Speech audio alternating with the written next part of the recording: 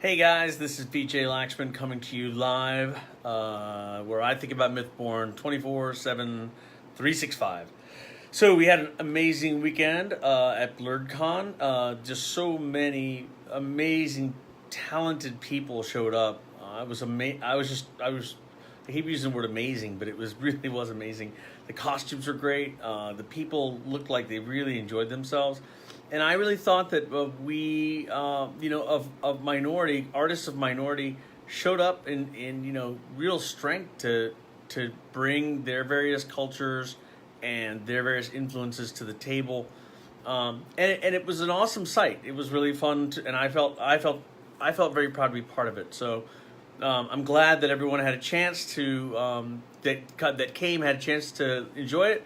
I hope I got a chance to shake your hand. I know we gave away a bunch of books. I know we gave away some T-shirts and things like that. So we're pretty excited to have had the kind of support that we got from the various people coming in. I'm trying something new today. I'm trying to do this off my phone. I had some problems last week, as you guys remember, from the camera being blurry. And so I'm hoping that this week this broadcast is not as blurry, and also I might be able to use some audiovisual aids while I'm doing this. So first, some housekeeping. Our next big thing will be the Balticon, and I believe that's near the end of September. So make sure that you keep an eye out for that. We'll be giving out more information about Baltimore Comic-Con when we get closer to it, and I'll make sure everyone knows where we're going to be. Second thing is book 3 is out, so have a look on Amazon. You can pick it up for very little, and also I believe there's a post BlurredCon bundle of books 1, 2, and 3 for only $9.99. So you can pick up all 3 books of the 5-book series for very little. And let's see. Other than that, make sure you, I don't know where it is, but one of these 2 areas here is to like and subscribe. Make sure you do that. Because we need you as fans, and it helps us in our Google SEO and all the other weird algorithms that help us pop up in front of things, so that we show up above the fold and people notice Mythborn, and it becomes a ginormous success like every one of us want it to be.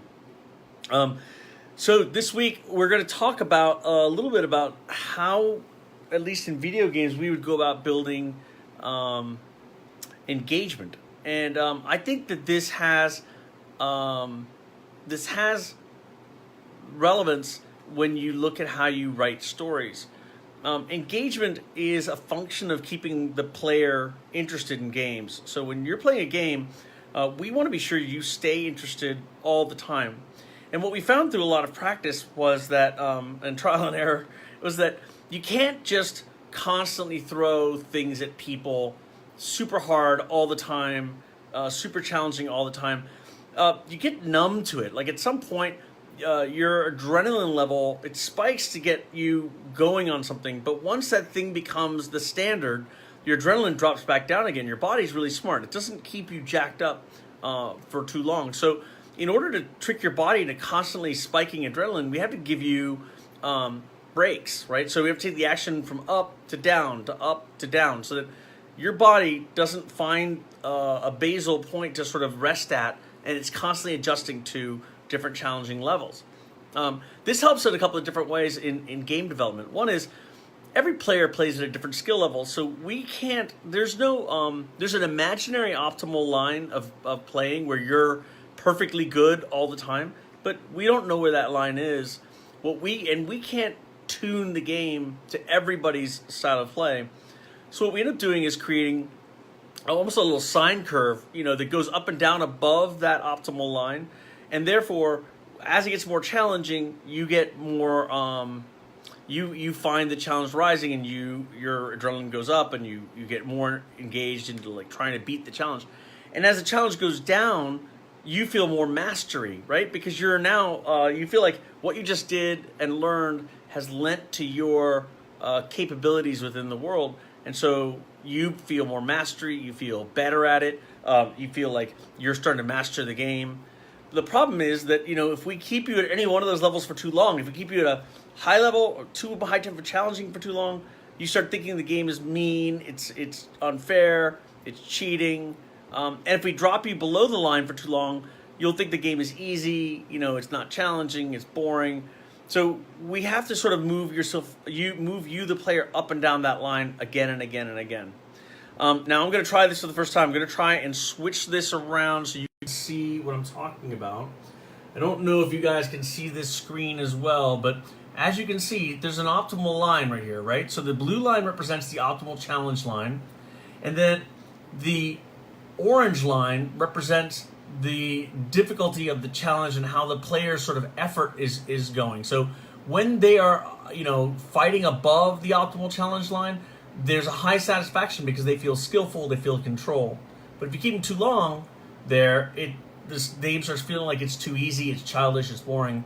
And then if you drop them below the challenge line, where they put a lot of effort to getting back above it again, then it feels challenging, it feels exciting. But if you keep them there too long, it feels like the game cheats, it's too hard, it's frustrating. And every time we cross that line, we create engagement and self-directed learning. It basically creates a need for you to want to anticipate what's going to be happening and then learn from those anticipations to predict future outcome. So what do these transitions do? Well, like I said, in gaming, the transitions are from easy to hard and back again. They create engagement. In writing, characters do the same thing, right? We anticipate moving from easy to hard. We celebrate moving from easy to hard. And we use various tools at our disposal to create these transition points.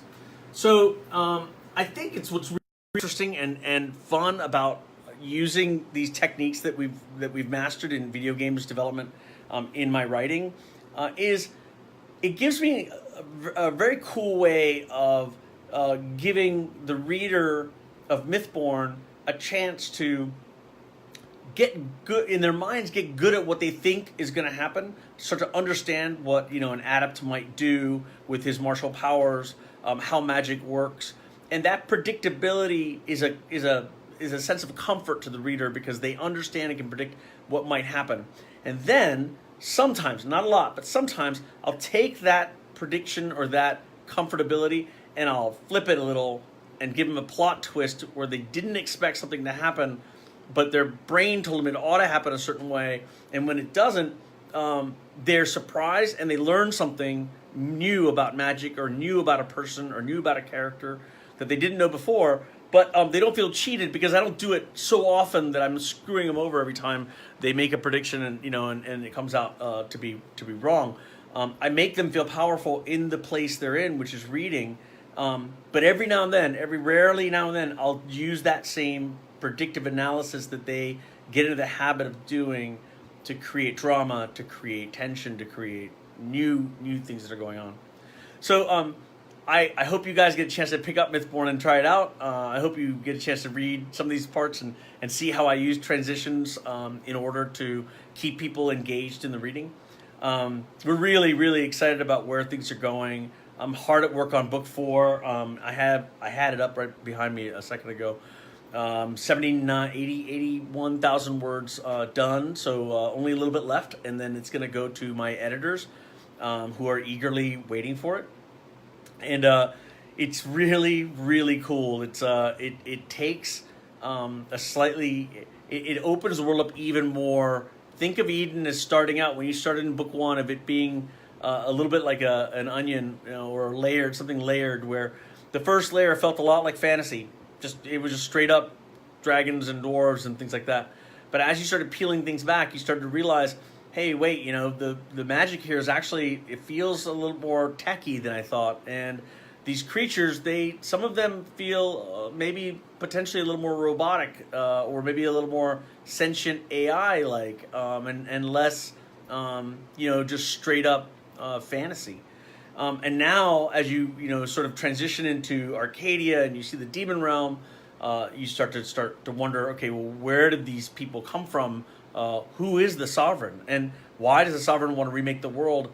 And what does remaking the world even mean? What does that term mean? And so I think the mystery is starting to deepen for those of you who've gone through books 1 and 2. And as you start book 3 and their escape from Arcadia, you really start to question who are the Eris, right? And who are these demons and these angels?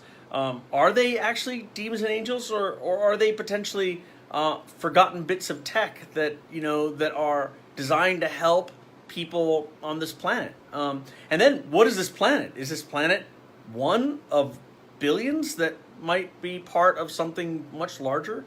Or is everything just here on Eden, or what? And you get closer and closer to understanding who Sovereign is, right? I mean, for those of you who've read to the end of book 3, I won't give anything away, but Sovereign is a major player at the end of this book, and he has a message for the Eris that he tells to Kassan's alter ego Artemis, and he explains to her some of the ways of the world, ways in which you and I may have thought might be true, but then when you hear it from him, you realize, wow, there's something more going on here. So I hope you guys pick it up. Please, if you have read it, please leave me a review. I'm not asking for good, bad, or indifferent. Just a review helps a lot. Tell your friends about the book. Make sure you like us, subscribe to us, because we love having you guys as fans. You can also join our fan club by just texting Mythborn, MYTHBORN, Mythborn, to 66866. So Mythborn to 66866, and you'll be part of our mailing list, and you'll hear about everything that's going on. Okay, well, guys, that's it for this week. We'll be on again. I'm going to be trying to make these more often, definitely by next Thursday, but maybe even before then. And, lots to talk about, lots to tell you, and I'm looking forward to sharing all the stuff with you guys. So take care, like and subscribe to us, and we'll see you next week. Talk to you soon.